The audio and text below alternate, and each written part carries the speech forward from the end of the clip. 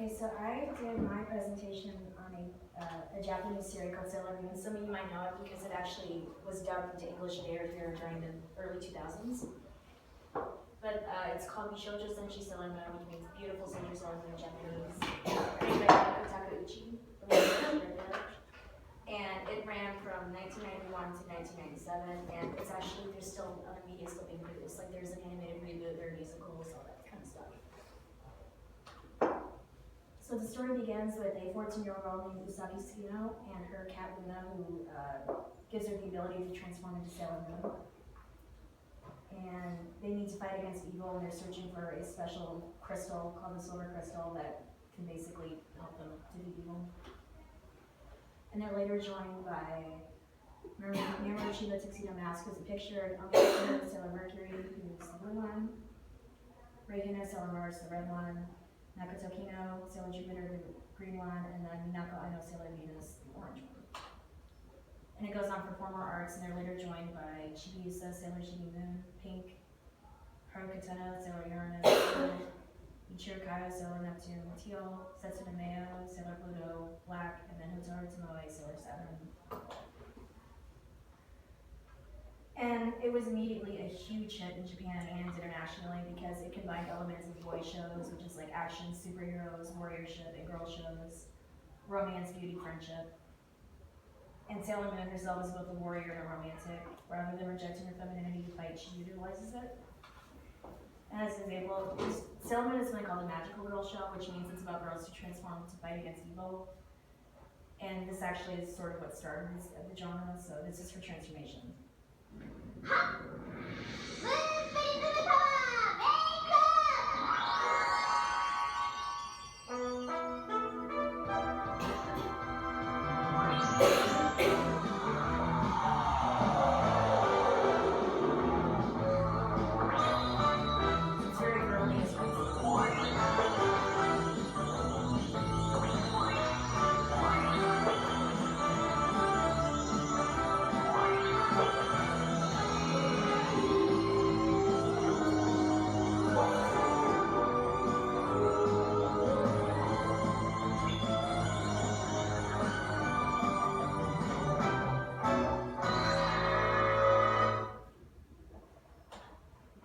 And like her transformation, all of her attacks are very feminine. Like there's a lot of pink, a lot of sparkles, a lot of rainbow colors.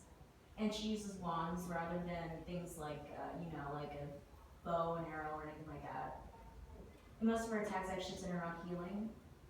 And a big emphasis of the series is that her greatest abilities is her ability to love and forgive. So a lot of her greatest victories are the ones that don't have any violence. And all these are traits that are associated with traditional femininity. And this one is an offensive attack, but it just shows you how feminine it is.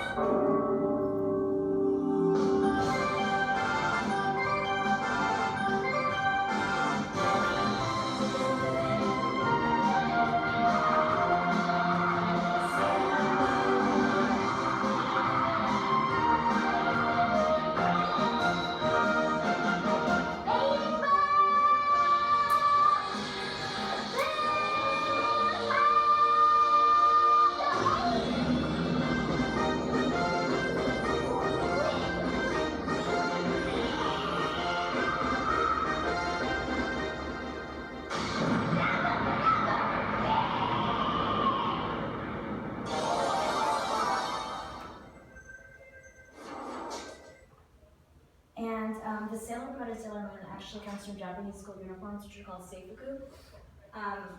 They're in the majority of Japanese middle and high schools. So if you didn't know, Japan, everyone wears the school uniform, not just private schools. So Japanese schoolgirls were immediately able to relate and recognize themselves in the sailor soldiers. And if you actually read some of the translated notes from the manga, that's what Naoko Takeuchi intended. She wanted to give girls heroes to look up to and to relate to. And the appeal goes beyond appearances because there are 10 soldiers and they each have completely unique personalities, interests, strengths, and weaknesses. So rather than struggling to find a female character to relate and connect with, you now have 10. And I won't go through all of them, but some of them include Ami Mizuno, Sailor Mercury, very intelligent and studious. She wants to become a doctor. shy and kind-hearted, helps her friends study, and she's actually extremely popular in Japan, like even more popular than Sailor Moon herself. Because if you didn't know, Japan is really, really, really into academics. Like basically being a student is a full-time job because it's very, very intense. So people were able to relate to her. Minako, I know Sailor Venus. She's bubbly and energetic. She wants to become a pop idol and loves to perform. She's athletic, good at sports, especially volleyball. She's friendly. She's obsessed with love and romance. If you didn't know, Venus, goddess of love, so that's kind of a big part of her character. But she also takes her duties really seriously. Chibiusa, Sailor Chibi Moon, is Usagi and Memory's daughter from the future. She travels back in time to train with her mother. And a big part of the series is her growth from a child into a sailor soldier, and as a result, she was very, very, very popular with younger viewers, like girls who weren't in junior high yet. And this series is also really notable for having LGBT representation, especially in the 80s. So Sailor Neptune and Sailor Uranus are lovers. Their relationship isn't treated any differently than heterosexual relationships. And they have their own personalities and interests, like Neptune is an artist and a violinist, and Uranus is a racer. So they have their own personalities and, unique standpoints and all that without being reduced to just being lesbians. And so as a result, they're very, very popular with, gay, bisexual, transgender people. And there's also a big part of the series is romance, and Usagi is not a damsel in distress. Like sometimes she does need help, but Mamoru also needs help sometimes, so neither one of them is really the damsel in distress. He's actually weaker than she is, but is never threatened by it. Instead, he wants to support her and be there for her. And the other big theme of the series is female friendship. The friendship between the girls is a central theme of the series, and a lot of the series is actually just devoted to their day-to-day life and just them hanging out. They always encourage and support one another, so it does pass the Bechdel test or whatever, because they barely ever talk about boys. It's mostly just about, day-to-day stuff.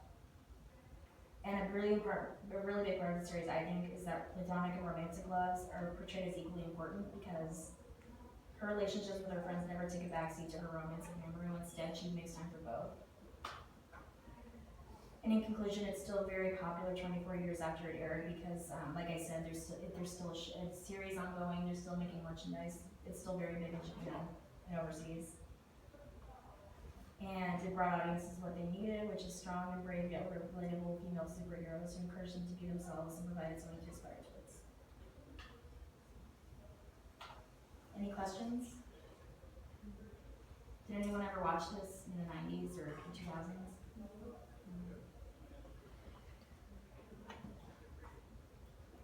Do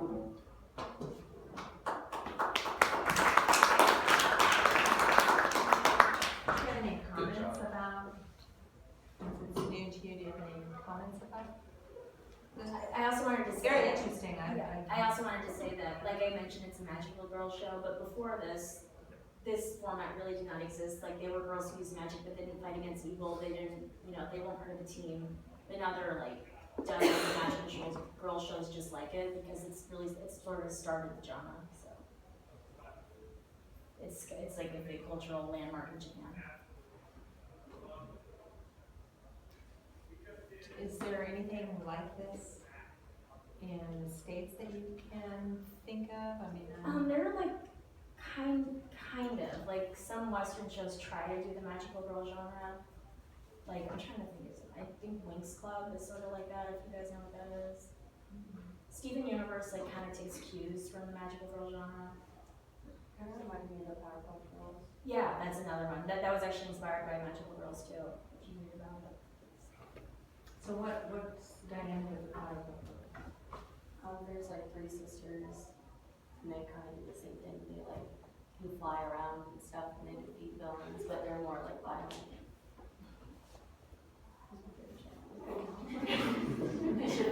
Well, that's it. Why do you like it?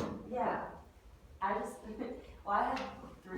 had 2 younger sisters, so we would watch it together. We would, I would be the oldest one, and that was kind of our thing when we were little. So I think that's why I liked it. Yeah. Well, I think you made a good point that sometimes there's like one female character that's really strong. You think about the Disney heroines, there's like maybe one person, because they have, so many different ones. Exactly. That there's somebody, you know, this one that likes sports, I mean, maybe that's the one you relate to. It's like Because I've talked to a lot of fans and I've never heard anyone say that they couldn't find someone to relate to. It's always like, oh, I like Jupiter the best because, you know, this Yeah. reason, or I like Mercury this reason, so. Yeah, and so that, I think that's an excellent point, but that's really interesting that you don't just have that one single female character. Any other comments? And she shoots little hearts and sparkles out of her I love that. I watch those attacks every single time they come up. I don't get tired of them. But it's kind of interesting,